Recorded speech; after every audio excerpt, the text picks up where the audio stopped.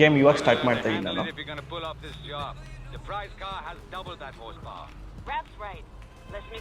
ಚಲೋ ವಿಶ್ ಇವಾಗ ಸ್ಟಾರ್ಟ್ ಮಾಡ್ತಾ ಇದ್ದೀನಿ ಗೇಮು. ಸೊ ನೀವು ನೋಡ್ತಾ ಇರ್ಬೋದು, ಆ್ಯಕ್ಚುಲಿ ಇದು ಆಟೋಮ್ಯಾಟಿಕಲ್ಲಿದೆ, ಓಕೆನಾ.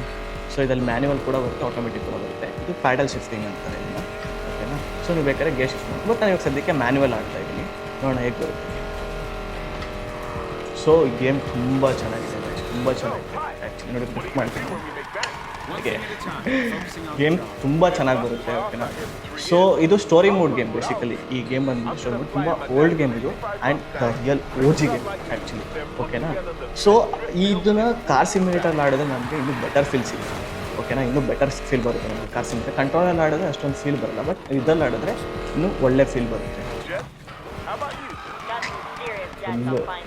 ಮಾಡ್ಕೊಂಡು ಹೋಗ್ತಾ ಇದ್ದೀನಿ ಗಾಯ್ಸ್.